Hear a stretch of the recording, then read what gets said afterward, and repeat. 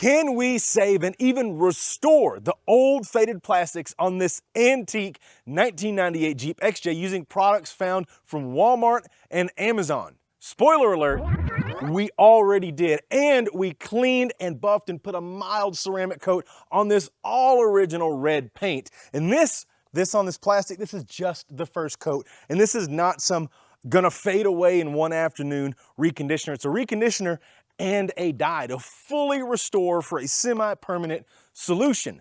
I'm gonna show you guys how I did it. Links will be in the description down below on the products I used. Restoring these plastics is actually step 2 of this round of exterior rejuvenation on this antique Jeep. Step 1, I had a buddy come over that's done detail work for a long time. We used some readily available products and an Amazon like $35 10-inch buffer to clean, buff, and put a mild ceramic coat on the exterior of this all original paint.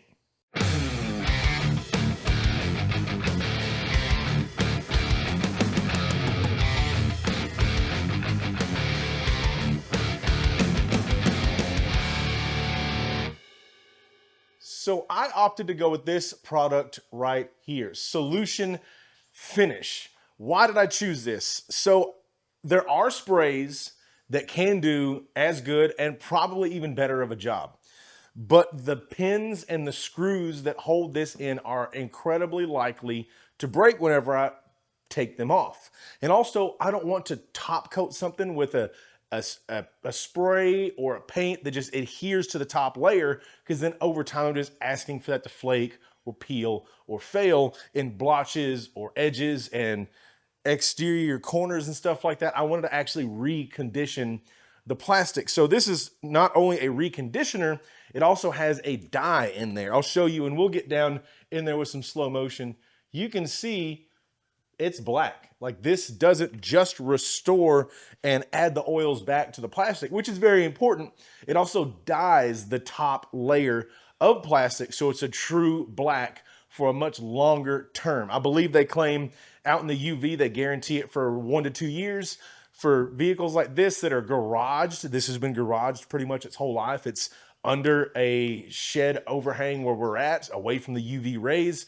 It could last substantially longer than that. And when it does eventually fade, you can just recoat it with the same product. Again, links to all this stuff is going to be in the description down below. They are affiliate links, so it costs you no extra money, but it helps me out just a little bit if you use those links.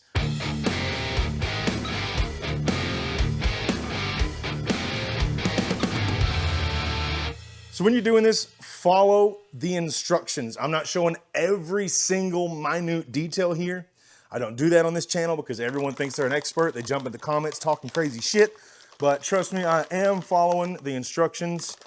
You should do the same. I'm not a chemist. You're probably not either. And the guys that formulate stuff like this are almost always going to know better than a dummy like me. So as you can hear, just like a spray bottle, it does have a marble in there to help mix everything up. It is pollen season, so this was completely cleaned. There is no ceramic, no wax, no anything. The preliminary wash that we did on this was a coating-free, basically, wash to get everything off of it. So there's no ceramic on here. There's no wax top coat, no protective finish. This is just clean plastic. I'm using a brand new shop towel to knock off the dust, the dirt, and honestly, mostly pollen. It is pollen season here in East Texas to prep the surface. That being said, this is not a paint, so it's not like any of this. If it's a little bitty, if 1 or 2 pieces of pollen or dust are on this, it's not gonna be cleared in like you would with a paint. I bought a set of microfiber round discs with a little finger pocket. Bam. Finger pocket. So now I'm gonna apply this. I'm gonna give it one more shake just because, why not? Take the top off. It says this will basically stain anything and everything. Luckily, the clear on this car is really good, so that buys us quite a bit of time when we inevitably get this on the clear. That's another thing, is if you're using a spray, once it's on, it's kind of on, and you have to restart the process if you mess that up. So I'm putting this on a little thicker than I really have to, but I'm gonna smear that around. And I want this to have plenty of product to soak in nice and even and deep, because this stuff is faded. I am gonna work it into the corner. A little bit of it is going to get on my paint. I did a discreet test area to make sure this won't stain the paint. As long as I act quick, it's not gonna stain my paint. It might stain yours. It depends on the quality, the thickness of your existing clear coat. It does specifically say it will stain unfinished paint, which I would imagine also applies to scuffed up clear, because that scuffing and sunbake and cracking gives this product something to grab onto. So that's all on there, probably thicker than I needed to. First thing I'm gonna do, make sure all of that is off the paint before we start working on the plastics at all. I don't want to have to repaint the car. Make sure you get back behind everything.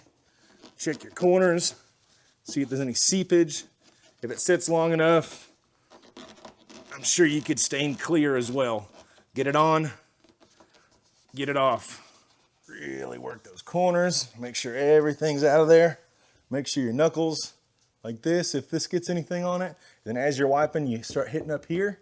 Go back and double check that too. Do not let this stuff sit on any surface that you don't want black. Now, I'm probably acting a little bit more drastic than you have to be, but that's the way it's described on the bottle, and I'm not gonna be the one that finds out how long it can sit before it stains. So now, grab one more shop towel, another brand new one, and just wipe off, wipe off all my excess, which I don't really have. It's all soaked in nice. Not a lot of pressure, and the pressure I am adding is even, because I noticed doing the first coat on the other ones, if I start digging with my palms or fingernails or really getting any pinpoint pressure, it'll leave a little swirling. Most of that goes away, but you want a nice, clear, even coating. And now I have a microfiber that I've been using to buff all of these. And so now I'm just gonna gently go back, gently going from the very edge of the paint, around the edge, smooth contact patch, as smooth as possible. If you're looking, you'll see a little bit of swirling. That means you have a little excess product. And then just gently, think about slowly removing little layer after little layer until you're down to the actual stained plastic. Don't add a lot of pressure. We're not trying to remove the stuff we just put on there. We just want to get off any excess, because you want to be able to touch this with your hand after we wipe this down and not have any black come off. That's the goal. That's when you know you're good to go. And now really all there is to do is to keep it out of the sun, keep it dry, don't touch it, don't wash it, just leave it alone. Let it cure for at least 6 hours. I did 24, and then I went back with a second coat. It doesn't advise that you need a second coat, but with these, they are so faded, I decided to do a second coat, and it sort of smoothed out a little bit of the imperfections. It didn't really darken it on any of the spots that it took well to, but some of the imperfections are darker than others, especially where there's little scuff marks and stuff. I went way light on the second coat, but a light second coat just sort of smoothed all that out a little bit better. Most of y'all are not gonna need a second coat, and I've probably used a 24th of the product, maybe, across all 4 fenders. So this can go for multiple vehicles. And on these darker plastics, I'm not gonna need to use it. I'm gonna use a traditional reconditioner, not a stained one. I do like this product a lot. It has already been on for a day or two as of filming the before and afters, and I don't see any fading or speckling or spotting or touch marks. I'm not getting black on my fingers when I rub it on there. Nothing like that at all. And I'll have this vehicle for at least another month before it sells. If it begins to fade within that month, you will be notified via my final YouTube video on this right before she goes up for sale.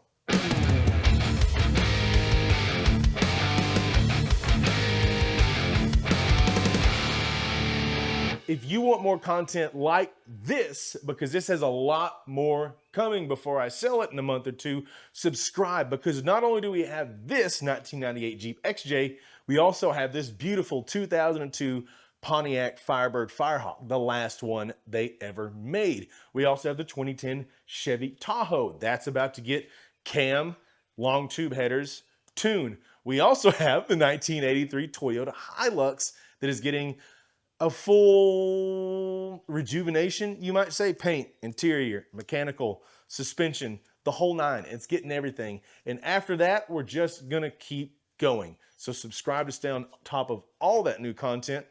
Y'all have a great day.